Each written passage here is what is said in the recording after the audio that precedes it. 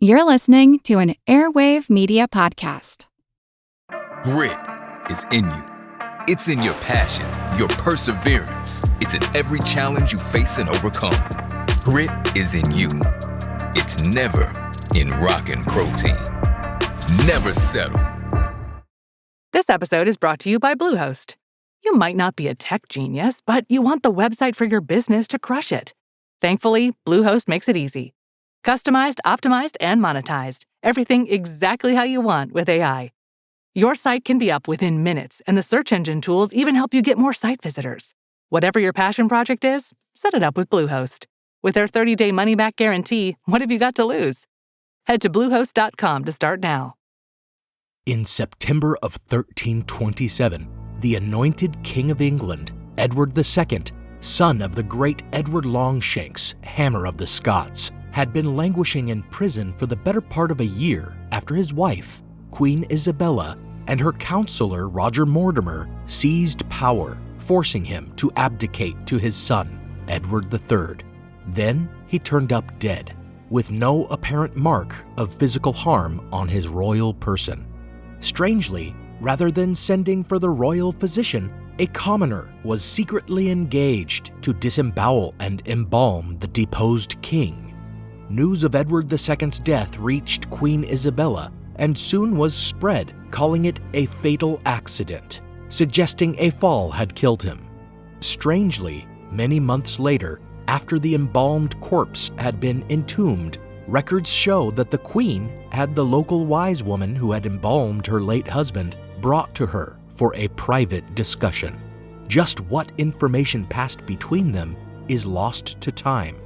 But years later, it became clear that Edward II's end was far more mysterious than was at first believed.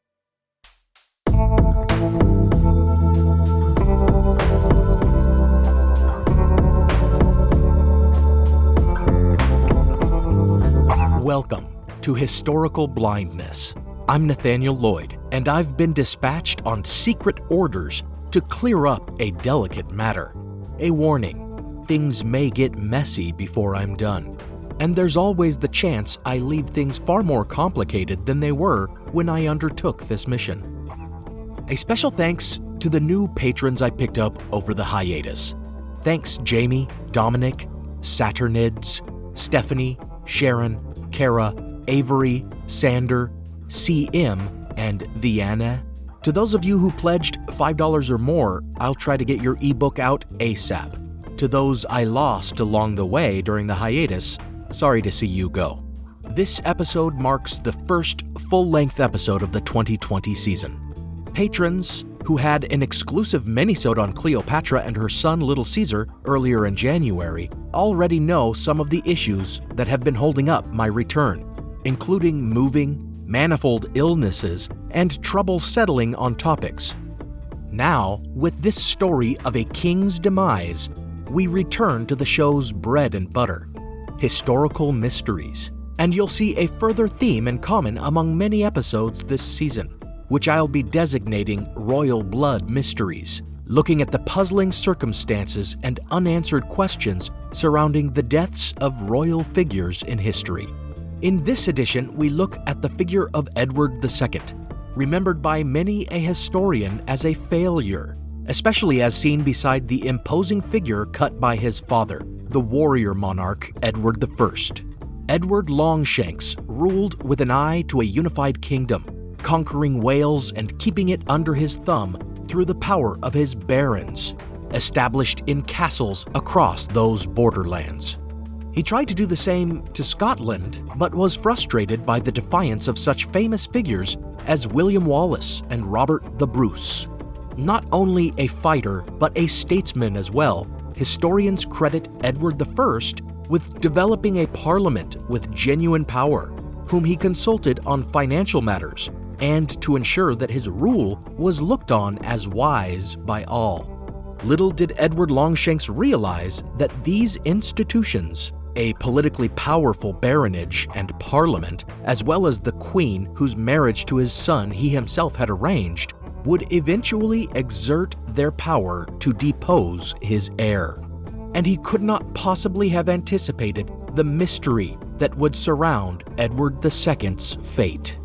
Thank you for listening to The End of Edward II, Part 1, The Iron Virago.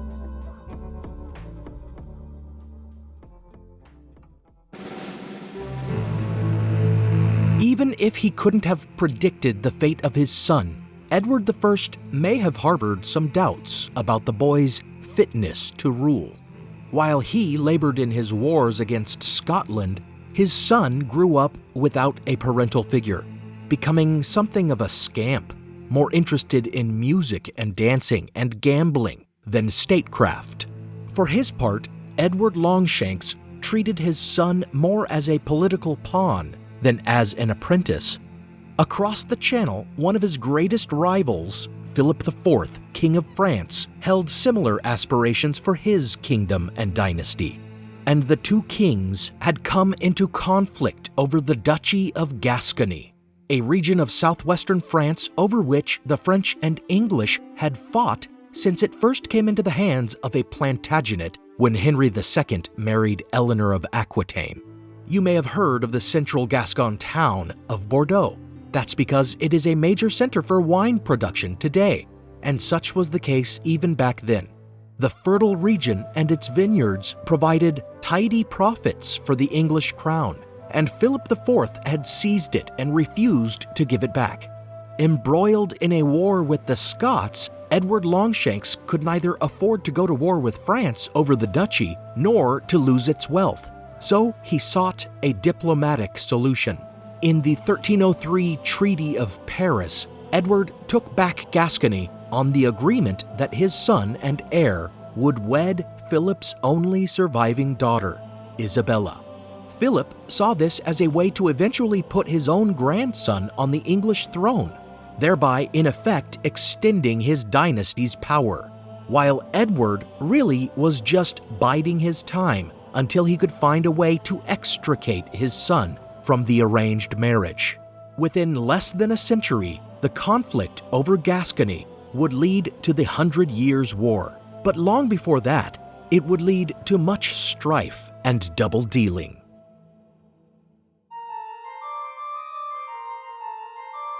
Meanwhile, Edward Longshanks' son seemed to be developing into more of a kingly figure, attending councils, training to fight in his father's wars. On the question of his marriage to Isabella of France, he and his father appeared to be in agreement. Edward of Caernarvon, Longshanks' son, had been 19 years old when he was promised to the 8-year-old daughter of Philip IV, and showed no interest in going through with the arrangement. However, Edward of Caernarvon may have had other reasons for resenting the match, reasons that created further discord between himself and his father. 6 years earlier, Edward I had introduced a young man from Gascony named Piers Gaveston to his son, and thereafter the two were inseparable. It is unsurprising that a boy of 13 years old, whose mother was dead, whose father was distant, and whose sisters were married off, would seek some kind of substitute family and develop an intimate relationship with another boy in his household whom he would come to refer to as his, quote, sweet brother, end quote. But as the boys grew into young men, it seemed that the irreverent Gaveston proved to be a corrupting influence on the prince, encouraging him in his pursuit of pleasure and in treating his father's ministers disrespectfully. The king tried to inhibit his son's frivolous lifestyle by limiting his spending, which only further rankled the prince, now in his early 20s, and made him even closer with his bosom friend Gaveston. Indeed, the prince's relationship with Gaveston was deemed inappropriate by many.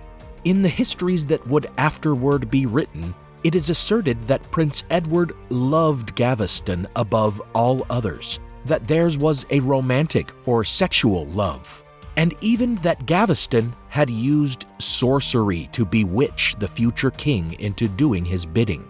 Some have pointed to the prince's sexual orientation as a reason that he recoiled from his arranged marriage with Isabella.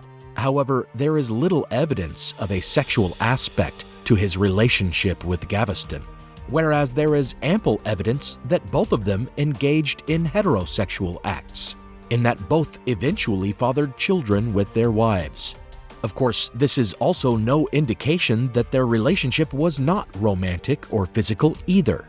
Indeed, the surpassing intimacy and astonishing loyalty of their relationship and the position of esteem and favor that Gaveston enjoyed does seem to indicate something more than friendship or even brotherhood.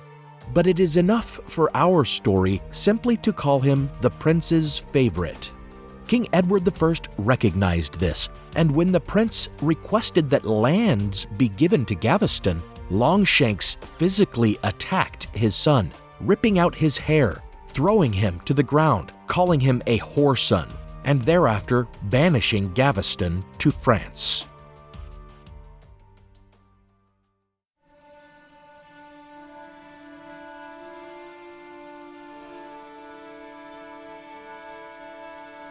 This altercation would be one of the last quarrels the prince had with his father, who died suddenly one morning while arming himself to make war on the Scots.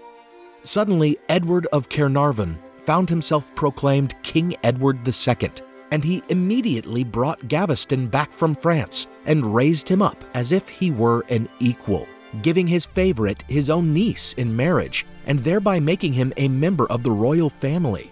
The two of them ruled together, young and physically attractive, showing a lack of respect for the barons that Longshanks had made so powerful, and openly disdaining to fulfill the obligations Edward II had inherited, such as his arranged marriage to Isabella of France.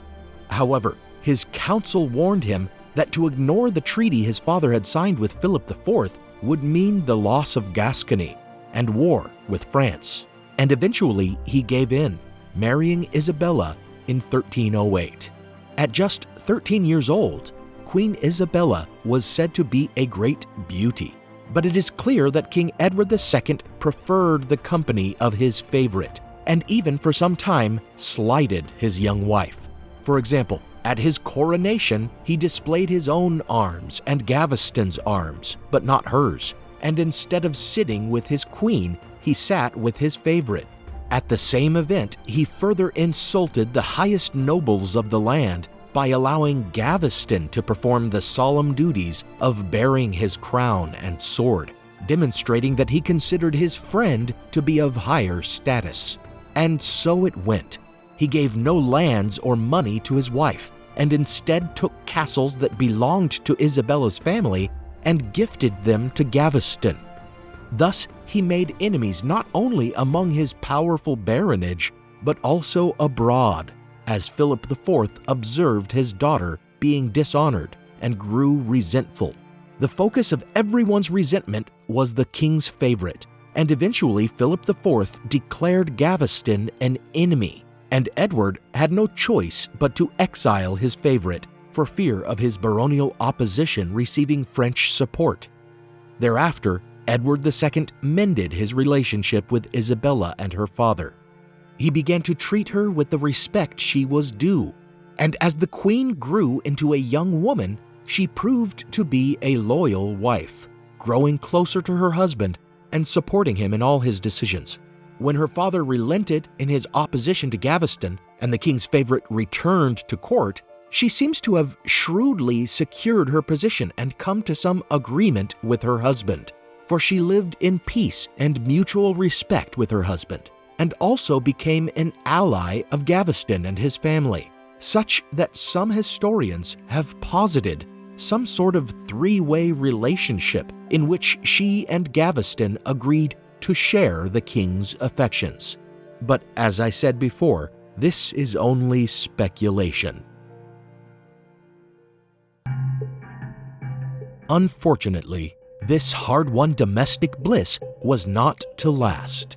In 1312, Thomas of Lancaster, the king's own cousin, and the earl who most vociferously opposed his rule and his relationship with Gaveston, rallied the barons Edward had made enemies of and gathered an army. Between this rebellion and the ongoing war against Scotland, Edward, Isabella, and Gaveston eventually became fugitives, fleeing from castle to castle with their households in tow, seeking refuge until the king could restore himself to a position of authority. In May, Edward was forced to leave his favorite behind at Scarborough Castle, thinking him safe behind its walls. However, the rebel lords laid siege to Scarborough, and Gaveston, running short on supplies, surrendered. Before long, these earls organized an impromptu trial, convicted him of treason, and executed him.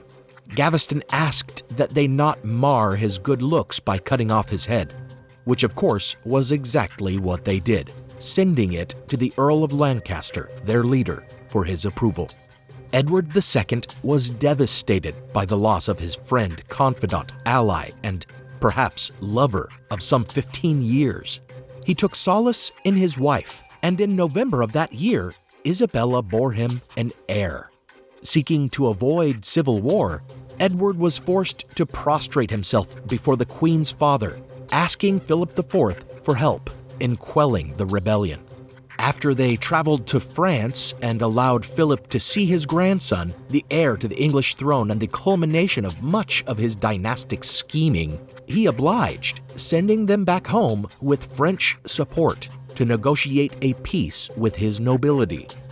Thereafter, in an uneasy alliance with his barons, Edward invaded Scotland and was roundly defeated by Robert the Bruce at Bannockburn. In the wake of this defeat, his greatest enemy, Thomas, Earl of Lancaster, took control of the government for a time, proving that Edward's troubles with baronial opposition were far from over.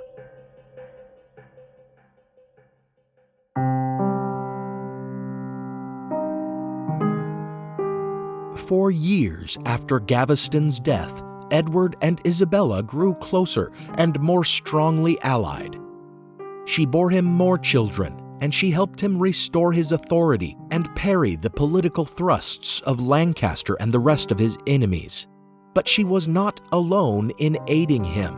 Hugh Despenser, a courtier and constant ally, was always looking out for the king, and Despenser's son, Hugh the Younger, himself a shrewd politician and seasoned knight, slowly grew in the king's regard until eventually he had become the new favorite, clearly enjoying every privilege the king might provide and exerting significant influence on him.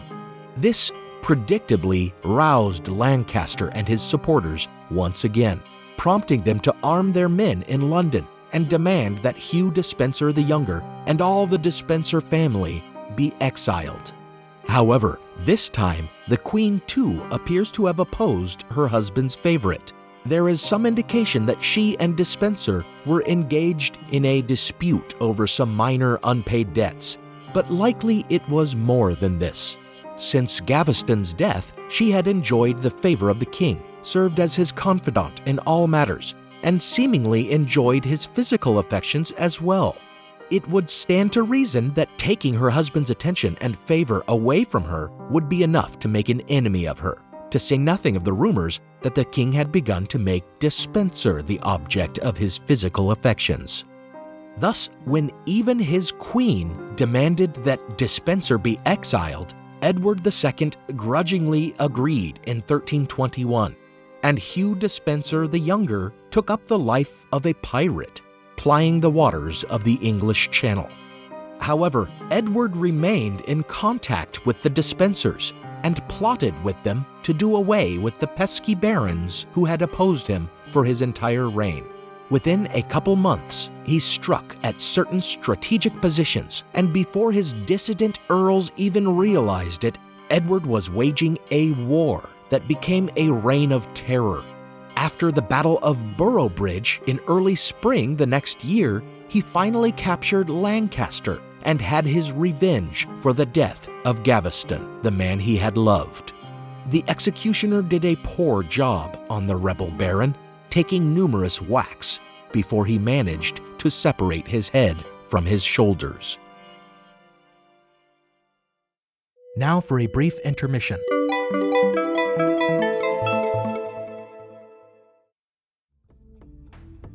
Hi, listeners. remember that the ads and sponsors of this program only contribute a small portion of the already meager earnings of this show. If you'd like to contribute to this project and help me turn it into a viable enterprise, remember that you can pledge support on Patreon at patreon.com/historicalblindness. For as little as $1 a month, you get access to an ad-free stream of the show that also includes teasers and fully produced patron-exclusive bonus episodes. And at higher tiers, you can get early access to episodes and other perks. Become a patron of the show today and get the full story. As listeners of Historical Blindness, you're no strangers to the fact that history is a lens through which we can better understand the present. Or as Shakespeare put it, what's past is prologue. History is the indispensable context without which we cannot hope to truly understand current events. You understand that, and so do the creators of the American Scandal podcast. Every season, they immerse listeners in the biggest controversies in U.S. history, helping us understand America's dark side and learn from its troubled past. Its latest season, Ruby Ridge Standoff, delves into an incident that sowed the seeds for the rise of the modern radical right. It transports you to 1992, where in a remote corner of Idaho, federal law enforcement surround a small cabin. They've come for Randy Weaver, a survivalist who took his family to the mountains in anticipation of the apocalypse.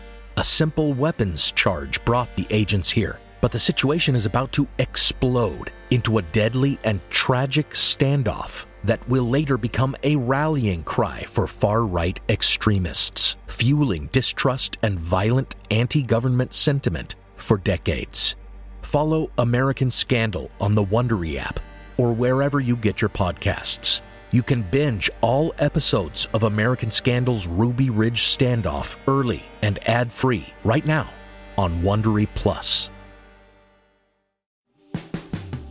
Every summer, I'm careful to avoid getting burned. My summer plans always include applying sunscreen so I can attend barbecues and protests without worrying about getting scorched. And when I make my plans by making phone calls, I also don't want to get burned by an outrageous wireless bill. That's why I switched to a Mint Mobile plan and saved enough to take a summer vacation.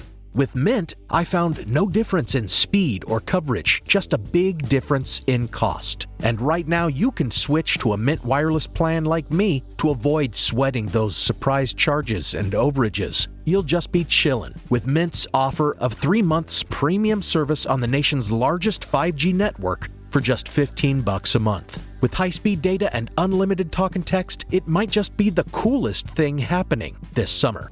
This year, skip breaking a sweat and breaking the bank. Get this new customer offer and your 3-month unlimited wireless plan for just $15 a month at mintmobile.com/blindness. That's mintmobile.com/blindness.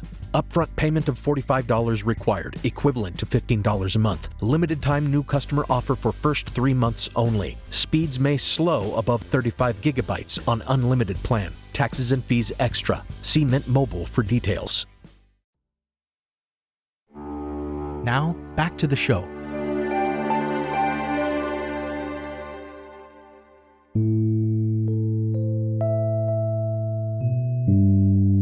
Isabella of France, the Queen of England, found herself embroiled in this civil war with no clear side to take. She had long taken her husband's side against the rebellious earls, but she had taken the earl's side against her husband's new favorite, Hugh Despencer, who was now returned from his exile and restored to his position as favorite in the king's court. Moreover, she was given ample further reason to resent Despencer. At one point in 1322, as Edward and Despencer, emboldened after having emerged victorious against the rebel barons, invaded Scotland and were driven back, Isabella found herself nearly captured by Scotsmen, and she blamed Despencer. Then, after her father, Philip IV, had died and her brother was crowned King Charles IV, Despencer drove Edward II toward war with France, and as an opening salvo, Edward confiscated all of Isabella's lands and arrested every Frenchman in the country, including members of her household and retinue. There may, of course, have been further reasons for Isabella's relationship with her husband to deteriorate.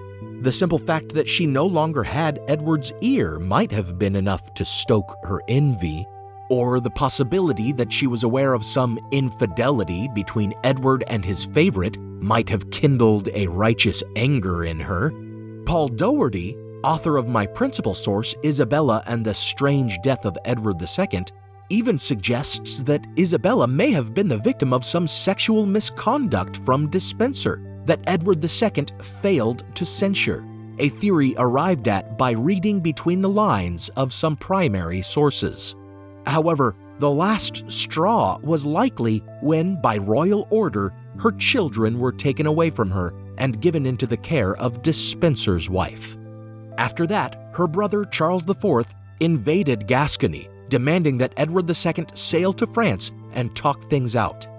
Fearing for his safety outside London, Edward instead sent Isabella, and it may have been the biggest mistake he ever made.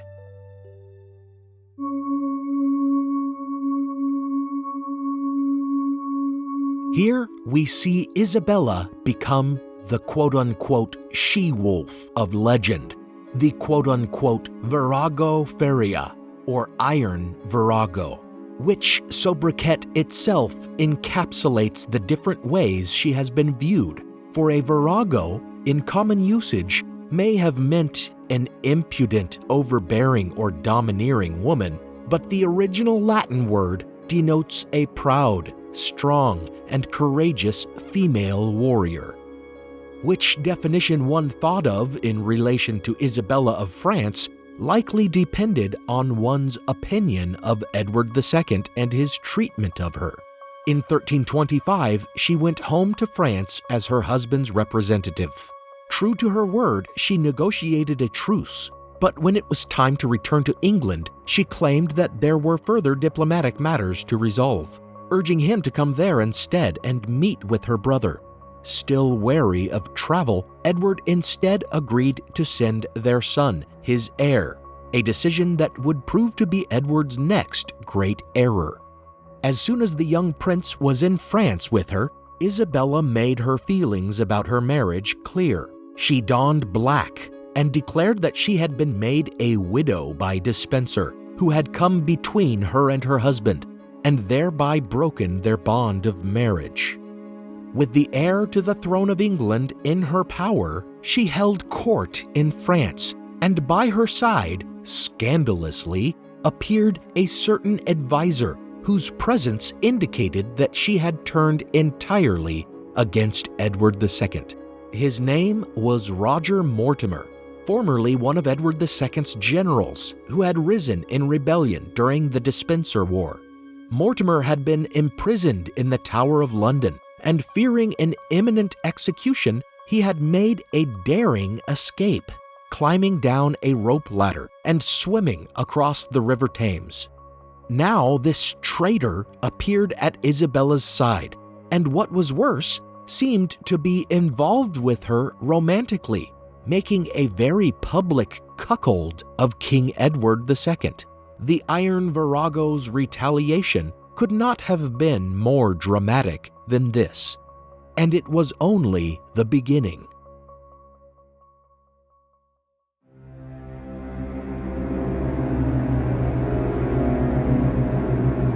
In 1326, Isabella and Mortimer landed a small army in England, and before long, to Edward and Despenser's shock, their numbers swelled with the forces of the dissident earls that Isabella had long helped her husband fight against.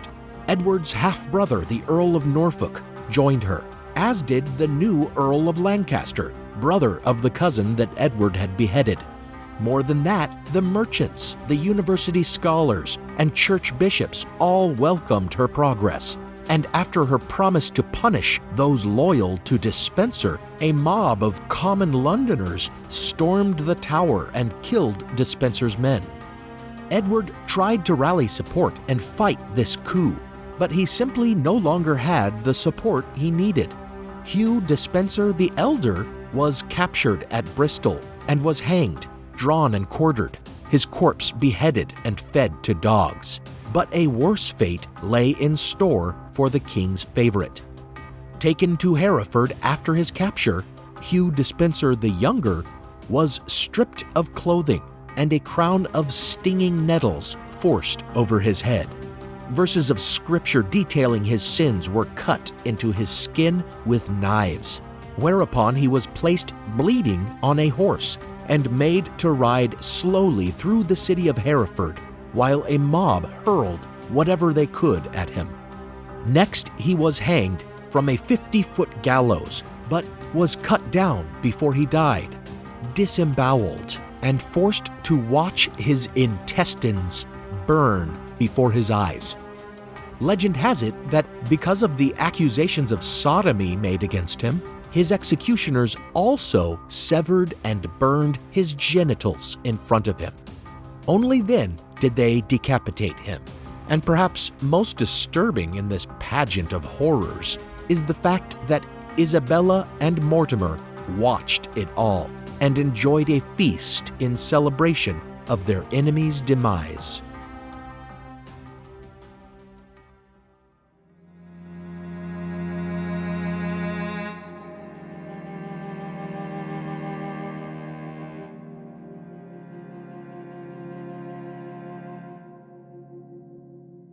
Edward II surrendered to the new Earl of Lancaster, but unlike the others, the king could not simply be summarily executed. He was the anointed King of England, chosen by God to wear the crown of St. Edward the Confessor. Indeed, there were some who had supported Isabella's coup who believed she should set aside her paramour Mortimer and return to her husband's side, seeing the vanquished Despensers as the only true villains.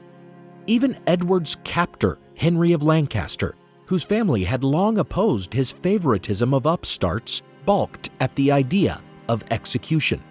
After much debate, they reached a resolution to convene Parliament and depose the king. For the rest of his life, they determined, Edward II should be kept in relative comfort as a prisoner in a castle. In January 1327, the parliamentary proceedings began, and Edward supposedly refused to appear, though this may have been a lie from his captors to prevent him from speaking in public and eliciting sympathy. The articles of deposition included incompetence, reliance on poor counsel, and breaking the oath he took when he was crowned. This constitutional deposition serves as a striking example of how far the power of Parliament had come within a generation, from a tool used by the king for counsel and public relations to a branch of government empowered to dethrone a monarch. Eventually, in order to ensure the throne would go to his son and not Lancaster, or worse yet, Mortimer, Edward II abdicated, and the 15-year-old Prince of Wales was proclaimed Edward III. Soon, Edward II was released by Lancaster into the custody of Roger Mortimer's son-in-law, Lord Thomas Berkeley, to be kept in his castle near the border of Wales. Together with his own brother-in-law, Sir John Maltravers, and a knight by the name of Thomas Gurney, Edward was successfully immured at Berkeley Castle, and 6 months later, Gurney reported to Parliament that the former king had expired due to a fatalis causus, or a deadly accident.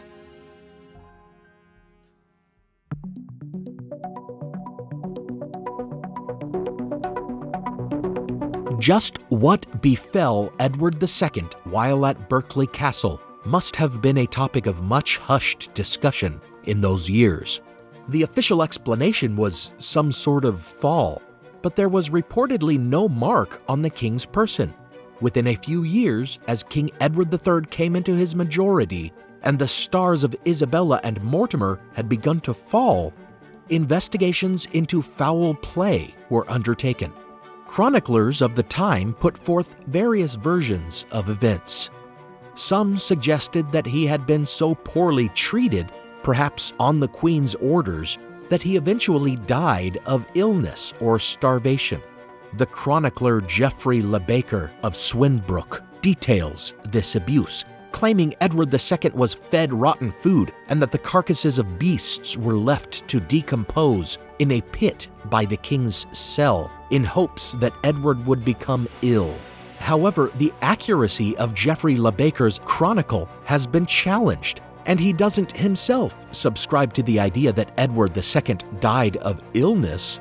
Rather, he is one of the numerous historians who records a version of events in which orders were given to murder the king in his cell.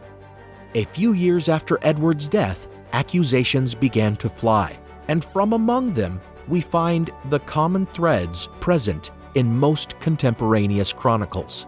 It is said that Roger Mortimer, likely with Queen Isabella's knowledge, dispatched assassins to Berkeley Castle. Different versions implicate different players as having issued the order, such as Berkeley himself, or his man Maltravers, or even a bishop known to serve Mortimer. But most agree that it came down the chain of command from Mortimer. Others were named as the actual assassins, specifically Thomas Gurney and one William Ochil, both of them Queen Isabella's men. So the story goes that the former king was smothered, which of course would leave no mark. The more gruesome accounts of Geoffrey Le Baker of Swinbrook and others have it that the assassins heated a metal poker and thrust it up the king's anus and into his intestines, a ghastly fate that one supposes also would not leave an easily discernible mark on the body.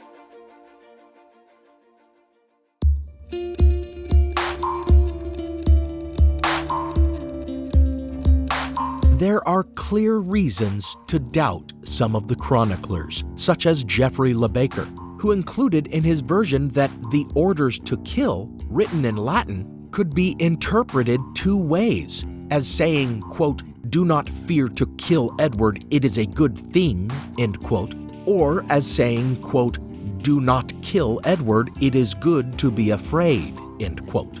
A very dramatic wrinkle in the tale that suggests perhaps the entire assassination could have been a mistake, the result of a misconstrued sentence.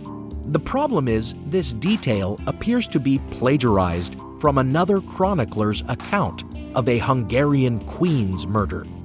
We do have other chroniclers that report the same grisly manner of death, but this may be something of a rumor, a kind of urban legend.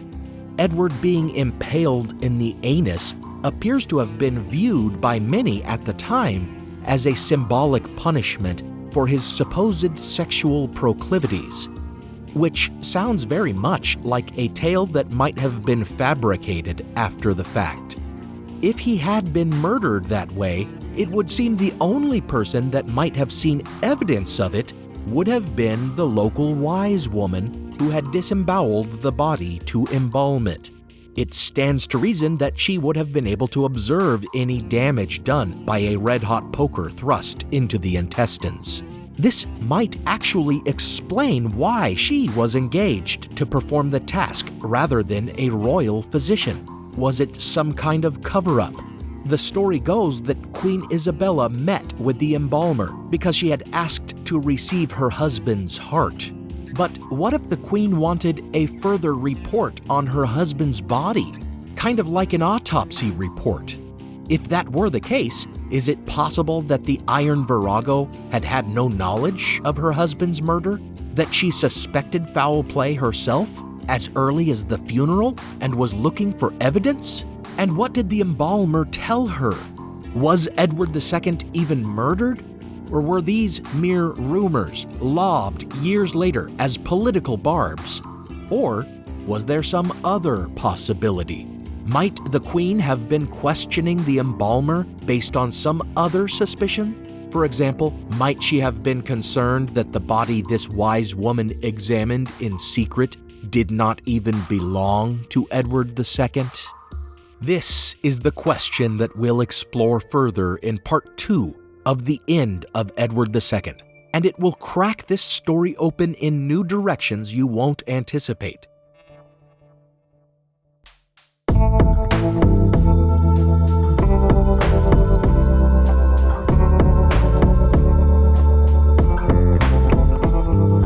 Thanks for listening to the new season of Historical Blindness. Special thanks goes out to my partner patrons, Joe, Jacob, Diane, and a patron who changed his name on the website to, quote, "come to Raleigh where our voters are swingers," end quote. Consider that a standing invitation, listeners, to move to North Carolina, get polyamorous, and make your vote count more than others.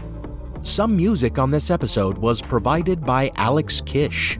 Visit alexkishmusic.com and contact him to get compositions for your own projects.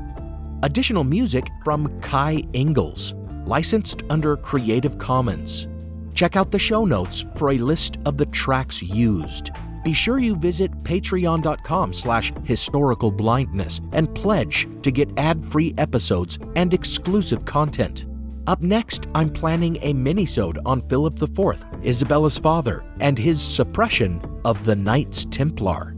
Follow the show on social media and give it a review if you can, and read my novel, Manuscript Found. You can find it at historicalblindness.com and on Amazon. Until next time, don't assume a historical figure's reputation is historically accurate. Look further. Give them the benefit or the disadvantage of doubt, not for their sake, but for the truth's.